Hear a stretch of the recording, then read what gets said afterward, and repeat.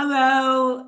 Thank you so much for joining us. This is Lauren Fogelman of Business Success Solution, and we are here to help the accounting professionals be able to double their income working half the time. Today's topic is leads at scale, the best source of high quality clients for accounting firms. And my guest today is going to be Tom Pollen. But before we get into that, I'm going to give you some ideas as to what we're going to be talking about. I'm going to let you know his bio, and then we can get into the conversation. So what we're going to be talking about is if you want to be able to consistently generate high quality leads for your firm, we're going to definitely dive into that. If you're curious about how hybrid marketing and AI are able to accelerate results, and also we're going to touch on practical strategies of forming marketplace partnerships that actually are effective, proven, and work. So I suggest you get ready to take some notes because Tom is always very generous and shares a lot. And then we'll be able to let you know how to be able to get more information as we wrap up. A little bit about Tom. He's a multiple best-selling marketing author. He has clients in 151 cities worldwide. He works only 2 days a week from his seclusion on his private resort, and it's on the subtropical Sunshine Coast of Australia. And if you want to be able to find out more, you can go to Get Tom's Free Book, all one URL.com. So gettomsfreebook.com. It's also in the notes, so you can grab the link there. So Tom, okay, enough about that. Let's just jump into the conversation. I so am looking forward to what we're going to talk about today. Oh, yeah, pleasure to be here. Thanks, Lauren. It's always fun meeting with you and shooting the breeze, and hopefully we can give value to your audience. It's a real practical ways. And before we get into the conversation, can you tell me how you went down this path of helping business owners be able to generate leads for their businesses? Right. Well, I mean, go back 30 years or so. I was promoting my own business and had to figure out the marketing. And, it worked so well that a lot of my clients were saying, hey, it's great what your consulting services, everything else give us, but we're really interested. How do you get so many clients? And so it was the marketplace coming to me saying, we appreciate what you do, but what's of more interest to us and what's of more value to us would be to tell us how you get so many clients on board. And when I looked at the surveys with businesses, the common in the top three needs, it was to do with funding and all sorts of things, but always in the top three needs expressed by business owners was marketing, was lead generation, was sales. So I pivoted from being a consultant to being an advisor and a teacher, if you like, of all things lead generation. Um, I'm attracted foolishly probably to the pointiest end of the business, which is very miserable, very accountable. You know if you won, you know if you lost, and that is how many new clients came on this week. So that to me is the raw edge of the business. It's where the rubber hits. There's no escaping. There's no hiding. Did you get a client? It's miserable. Did you not? So there is definitely ROI that can be measured and tracked with the work that you're doing with your clients. Correct. And it's easy to measure because how many new clients did you get this week? Yep. Okay, Right? so as you were mentioning also, so many firm owners, if they're doing marketing at all, a lot of them say, well, it isn't working. And I know that they might be out there, they might be trying to get leads, but they don't Mm, really understand marketing. So they're making some common mistakes. And right. what are some of those common mistakes and any suggestions on how to go about fixing them?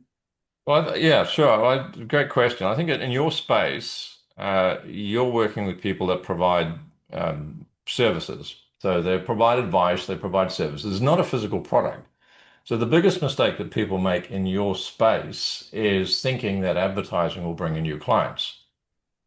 And it's an easy thing to fall for because you just hire an agency and they run some ads, and the agencies typically go, look, I don't know if we can help you or not, but give us some money and we'll find out. And so they might run ads online, they might run ads offline and all sorts of different places. They're very good at running ads. And generally what happens is between the fourth and the sixth month is your clients will say to the agency, hey, this is not working. I'm sorry, but we're just not getting your clients in.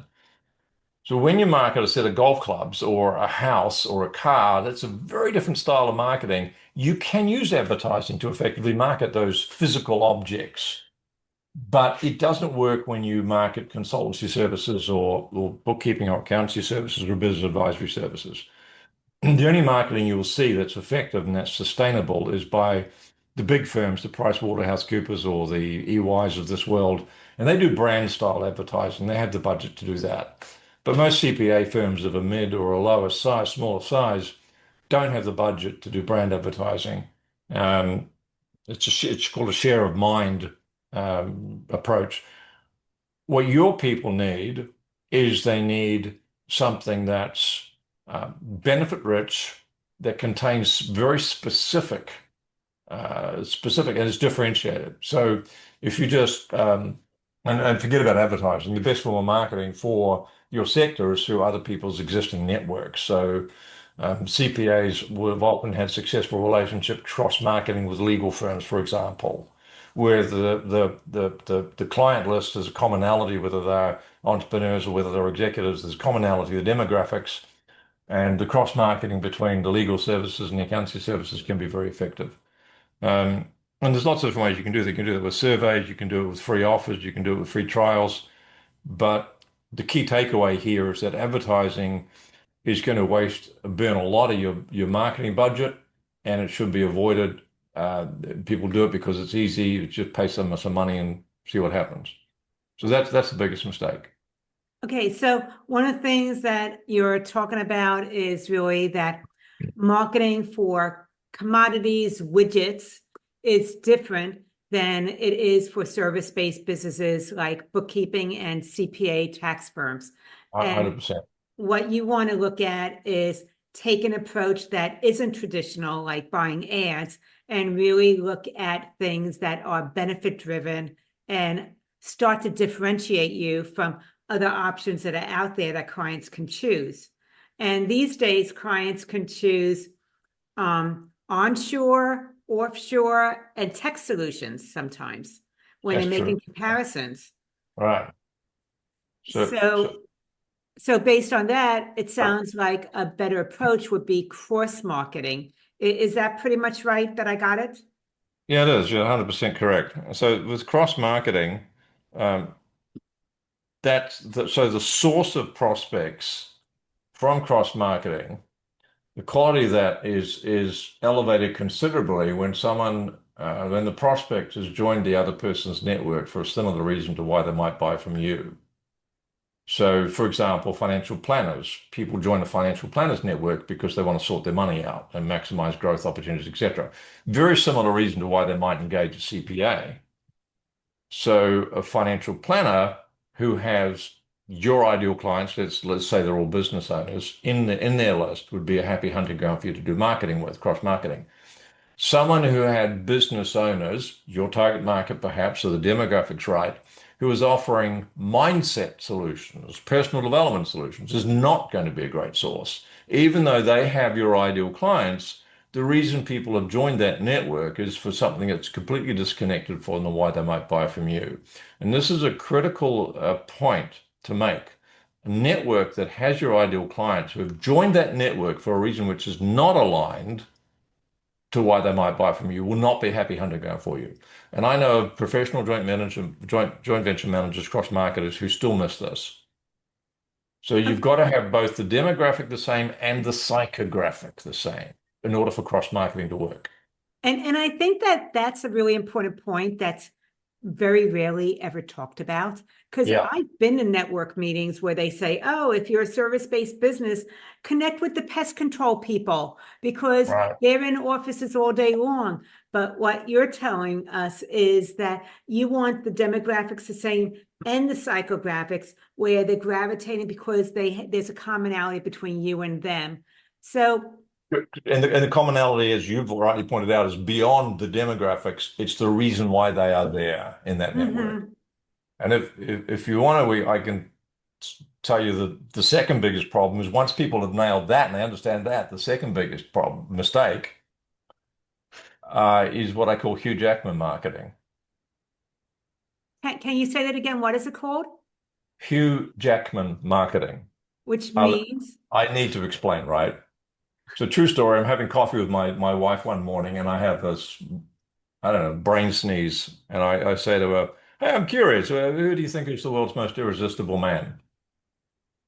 She, of course, why you are, Tom. Yes, I said, yeah, bald, wrinkled, old. Who couldn't go for that, right? I said, no, I'm not buying. Sorry. Come on. Who is the world's most irresistible man? Anyway, we had a couple of goes at her. I suggested Roger Federer because she's a tennis fan. And oh, yes, Anyway, so we got to it. George Clooney. No, no, no, no. And then she goes, oh, I know, Hugh Jackman.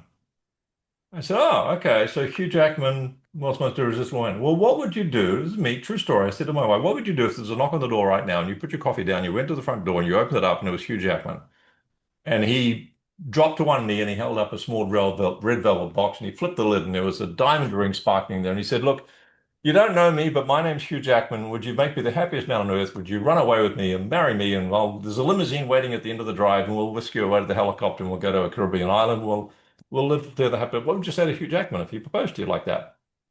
My wife puts her coffee down. She says to me, Tom, I'm sorry, but I'd run away with the guy. I mean, I asked the stupid question, so I deserve the answer. And I said to her, I don't think you need to apologize. She said, I just told you I'd run away with another man. Of course I need to apologize. I said, no, you really don't. Because if there was a knock at the front door right now and it was me, Tom, and I put my coffee down and I opened the door and it was Hugh Jackman and he, proposed to me, I'd run away and I'm not even gay. It's Hugh Jackman. So a lot of people practice Hugh Jackman marketing by not offering prospects a first date before their proposed marriage. We are not the commercially irresistible equivalent of Hugh Jackman. We shouldn't in our marketing go, hey, call this number or click this link and book a time to talk about your CPA needs or your business planning needs or anything else. That's Hugh Jackman marketing. It's too much, too soon. We need to invite prospects on a first date. So we've sorted out the fact that the happy hunting grounds are those networks where people have joined it for a similar reason to why they might buy from you. Now, instead of offering them a consult or a pre-client inquiry meeting, we just give them some free value. It's a downloadable guide. It's easy to opt in, first name, email address, and we wow the socks off them in that first date by giving them a lot of valuable ideas and tips. And that positions you as an expert, as a credible expert who's a giver, and therefore we invoke reciprocity. At that point, if they want to work with someone new, it's more likely to be you than their competitor who's still saying, phone this number to book a call and we'll talk, without practicing Hugh Jackman marketing. So you're getting interested, still suspects, not prospects, but you're getting people you suspect might be interested in your services onto your email list. And that they are the two biggest mistakes people make, and that's how you avoid making those two big mistakes. and I'm sure that there are others that would go onto that list also, but with now that we've covered some of the mistakes, what is maybe that one source that you see is the best source of leads for business owners and people that have service-based businesses? Right. And a simple answer is other people's email lists. So what you do is and it's very easy now, particularly with AI, but don't even need AI, just a Google search. So if I was a CPA and I was looking for prospective marketing partners, you probably want to hire someone to do this for you because it's not your core competency. But nevertheless, you can just go free download, um, legal advice, New York, if you happen to be in New York State or whatever. And you'll find a whole lot of people that are marketing, or business owner, if that's your target market, or executive or corporate, whatever your target market, put that in as well. So you'll find a whole lot of people instantly who are marketing into your target market with an offer which would be complementary or similar to your offer. Mm-hmm. Now, they still have to be qualified. We have to know that these people are doing this with integrity. So you've got to have a look at their stuff, eat their dog food, and make sure it's okay. You have to figure out that, so in other words, they've got some integrity around what they're offering. You have to figure out if there is a person behind this brand offer. It's no good if it's an organization. It has to be an individual. So you have to check out the website and see if they're featured on the website. You don't want to deal with committees. It's painful. So you want one prospective decision maker to say, yes, I'd like to do some cross marketing with you.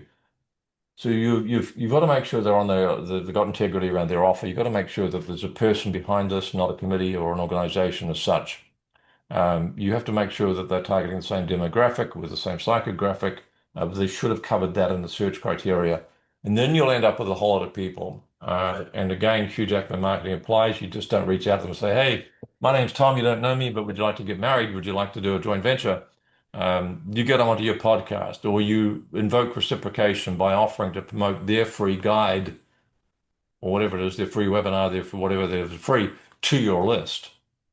And the process of reciprocation will kick in, and they'll say, yeah, that'll be great. I mean, you've got to share it with your LinkedIn advisor, share it with your email list. It's free. It's good value. We check them out. They've got some integrity, we believe.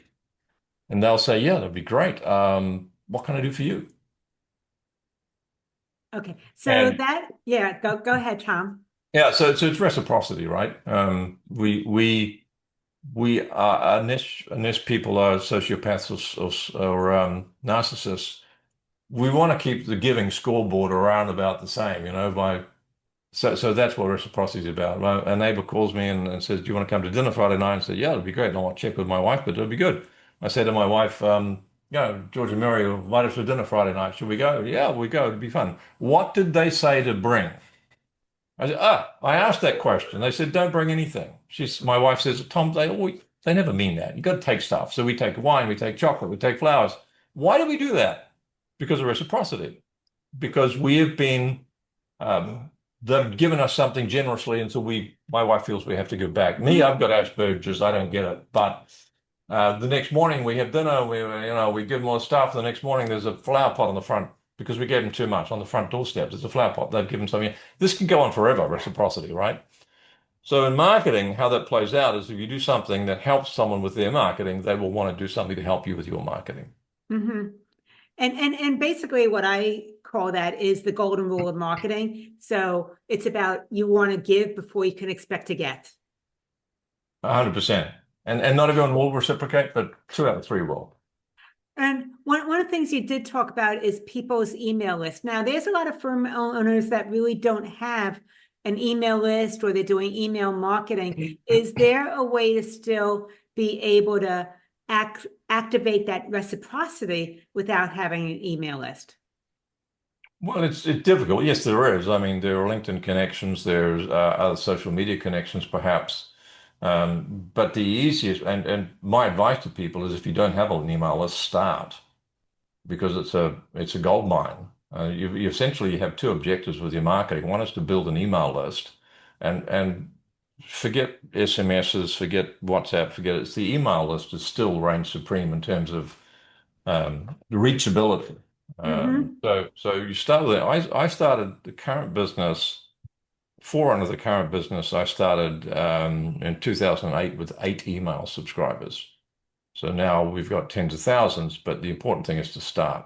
You have clients, right? They're in your email list. They should be. You should have your Sure. client emails at least. Start by offering them a weekly quote of the week. Just send a quote of the week, inspirational quote of the week out to your existing clients. Get them used to receiving emails from you that are inspirational, that are educational, that are helpful. And then you can slowly blend in, hey, as part of what we've done, we've discovered this resource. We think it might add value to you Mm-hmm. as a business owner, as a corporate or whatever. It's a free guide. It's from Lauren, and go get a tiger. And so you get them used to receiving partner offers. Again, make sure the offer has got integrity, that's valuable, Sure. that they would be happy to receive it. And so you slowly build your email list, and you build your email list around the strategy of giving away good quality free stuff. You don't build the strategy around the email list, you build the email list around the strategy. That's really important. Perfect. So one of the things I know that you do at this point is a hybrid marketing approach. And Right. can you kind of walk us through that and why Yeah. it's something Yeah. that you are, definitely honing in on at this point. Very, very keen on that. So the hybrid is we get the audience from other people's networks. They invite their subscribers to go to our landing page where they get a free book. Get Tom's free book is an example of it. You've got it in the show notes, I believe. But we have others as well. Point is this: there is a landing page. People can opt in with the first name and email address. That's all they need to do. It's a little bit of skin in the game. That's important, and they get something from us that's valuable. Now, 85% of your interested marketplace are not ready to buy. If we offer them a webinar or something where they're required to put too much skin in the game, they're not going to do that. We want to give this is not even a first date. It's like sit at the table or speed dating for 6 minutes and see if you like me, right? This is just put a little bit of a skin in the game. So by doing that, we capture probably close on 100% of the people that have even a passing interest, and those people are also ready to buy something from you. And they are now in your email list. That's the first part of the hybrid approach. We want to cater for people right across the spectrum of having a passing interest in what you do, who later on may become more serious buyers, Right. as well as those people that are ready to buy now. They're all on the email list and the landing page for the free giveaway. We then invite them and say to them, and they downloaded that, it's full of valuable tips, etc. We then invite them and say, hey, look, if you want to go to the next step, because we know you're interested in that because you downloaded this guide, here's a sub 15-minute on-demand webinar which explains how we work with our clients to bring this transformation about in their lives or businesses. And so we get 5% of those people who have opted into the downloadable guide registering for an important thing. They have to register for and attend the on-demand webinar, sub 15 minutes. And that content is not free valuable tips like the guide was. That content is the nuts and bolts of how we work with our clients. Here's the prices and here's the packaging. At the front, there's some case studies or testimonials to reinforce the fact that we can deliver on the promise. But now the rest of it is mechanics, which is, okay, so I'm interested. How does it all work? How do we meet face to face? Is it online? What are the price points? What are the packages? All of that is unpacked during that 15 minutes. Call to action at the end of that is to book a time to get married. Okay, so what I have as far as the steps is that you want to connect with other people that have the same demographics and psychographics and be able to have that person go ahead and maybe inform their list or their community about something that you are offering, and it's a free, valuable offer. From that, realize that 85% of the people are just becoming aware of you. They are not ready to make any investment. They might be curious, or you might be answering a question that's top of their mind. Once you get those people looking at your free valuable offer, there's another invitation, and that's to listen to on-demand video of how you work with your clients. And at the end of that video, there's a call to action about the next step of let's have a conversation. That's it.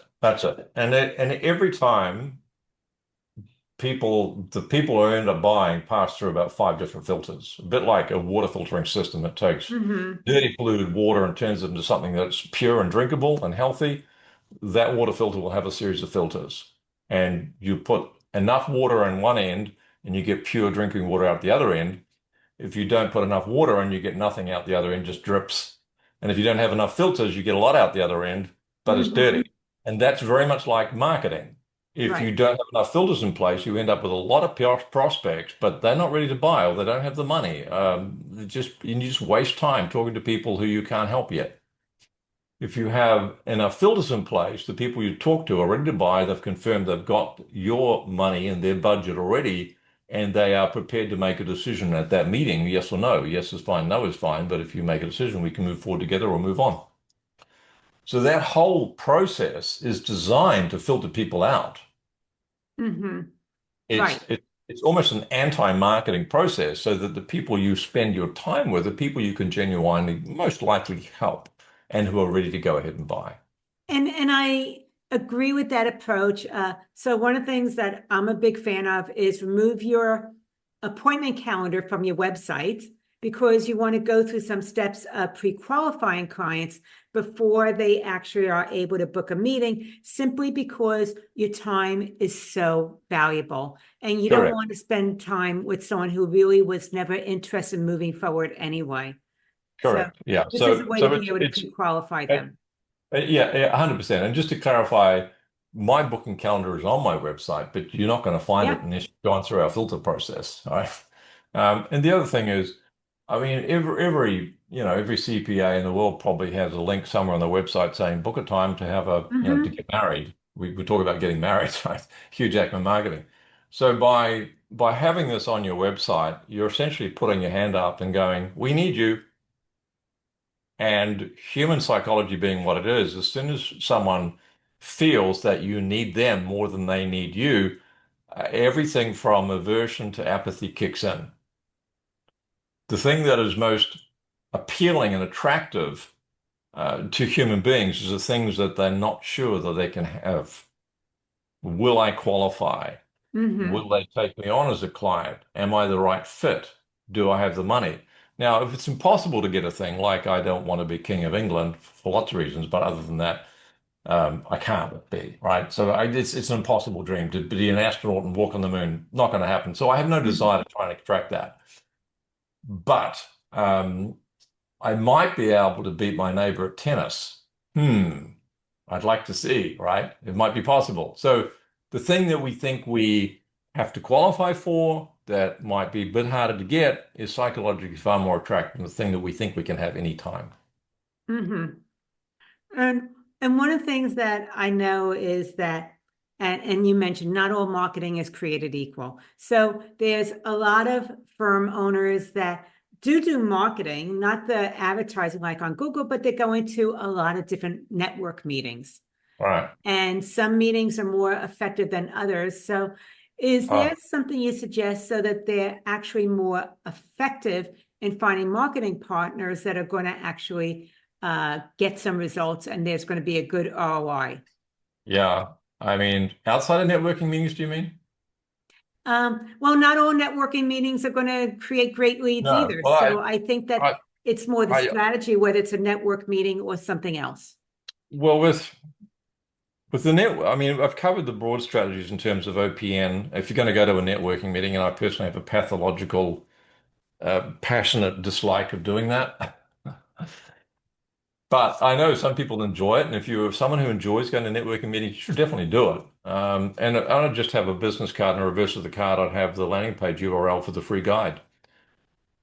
I wouldn't be there pitching at a networking meeting saying we should talk about doing business. I would just be directing people to that landing page where they can opt into the list, Mhm. and then the automated process of getting them from the list to the webinar. It happens while you're asleep or on holiday. So it's a softly catchy monkey scenario. But I'm a big fan of scaling through leverage. So the assets that you put into place with a landing page, with the first step of the hybrid funnel, the second one, the 15-minute automatic guide, the console booking page with the filters every step of the way, driving traffic at scale to that hybrid funnel. I'm a fan of that because that can happen, as I said, while you're asleep or on holiday, once you've got the marketing partners lined up, and you can get a freelancer to do that part. So you can literally, if you do what I do, it's why part of the reason I can work a 2 day a week is that you have this all systemized, and you have a freelancer who initiates the whole process. And you can get a good freelancer in the Philippines to do 5 hours work for you every week for $50. And they're happy because they're working for you and maybe doing the gig economy. So they might be doing that for you, and they might be doing it for four or five other people, making good money. And you're sitting back just working with clients and having some days off.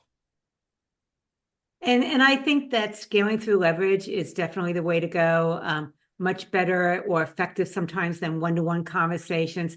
One of the things with what you're talking about is that this can definitely be working while you're sleeping. Sometimes it could be like your ATM machine that's operating 24 hours and Oh, is available when you're taking time off. And part of the reason is because there's so much about what you're talking about, which can be systematized as well as automated at this point.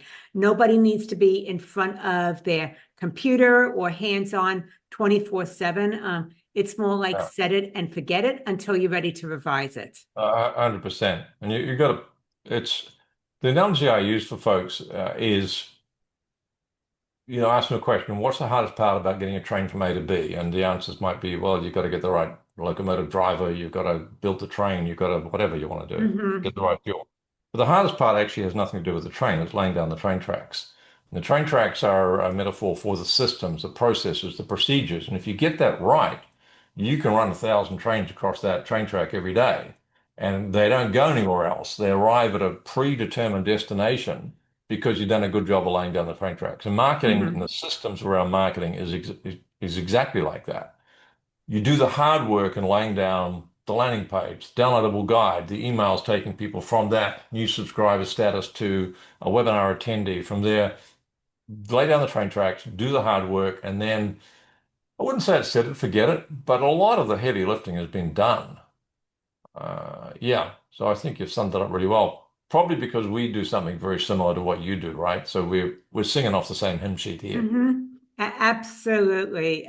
So with that being said, AI is changing the game in Yeah, so many ways. It is being very, very disruptive, has pros and cons. There's parts about it that people love. There's parts about it that people are really realizing isn't quite as effective as they first thought.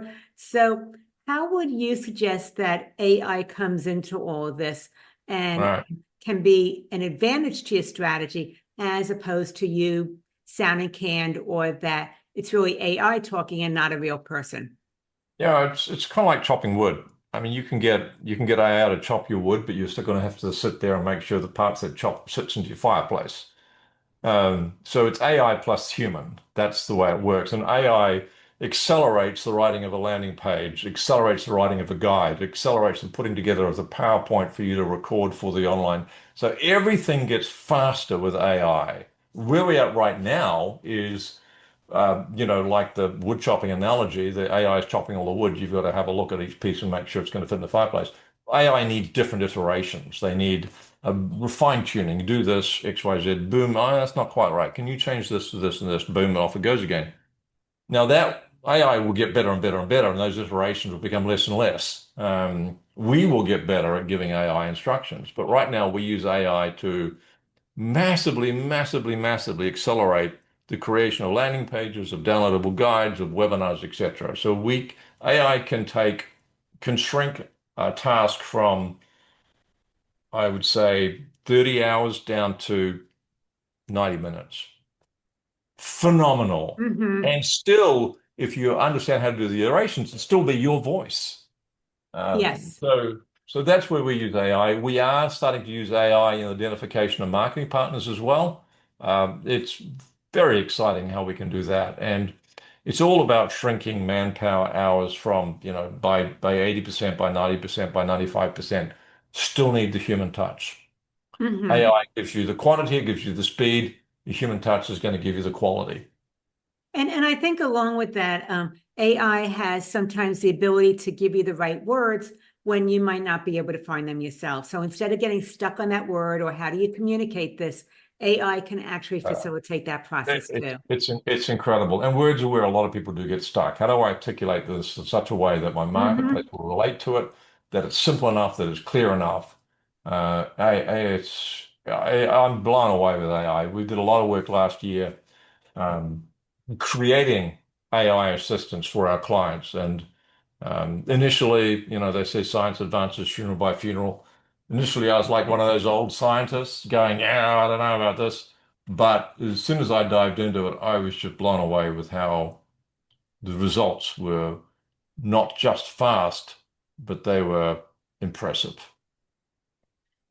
With that being said, Tom, every time you and I talk, and we've known each other for many years now, Yeah, always an engaging conversation. It's great to be able to get the little nuances from someone who's like-minded as I am, with being able to give before you can get, in order yeah, to be able to do effective marketing for service-based businesses. And some of the things that we touched on is identifying and correcting some of the most common mistakes, that hybrid approach to lead generation that includes AI, human insight, as well as partnerships. That's the trifecta. Practical steps to find marketing partners and scale leads effectively. So can you go ahead and share the link for that free resource that you have again? Sure, gettomsfreebook.com. Perfect. Get Tom's free book. As he mentioned, he teaches about giving away a valuable free resource. He has one. He is doing what he is teaching you to do also. So follow his example and see how he has it all set up, if this is something that interests you. And if people want to find out more about how to be able to generate those qualified leads, doing something effective that you are helping other business owners with, how can they also reach out to you personally? Look, they can always approach me via email. We really want to go to gettomsfreebook.com to get into the system to see how we migrate them from subscriber to on-demand webinar and go through the whole process. But they're always welcome to reach out personally. Tom@leadsology.guru, Guru, not guru as in someone to be looked up to and followed, but Guru. So Tom@leadsology.guru. Perfect. And I just want to say for everybody that has been connecting with us, that's listening to this, I so appreciate you for joining us. This is Warren Fogelman with Business Success Solution, showing accounting firm owners how to be able to double their revenue working half the time.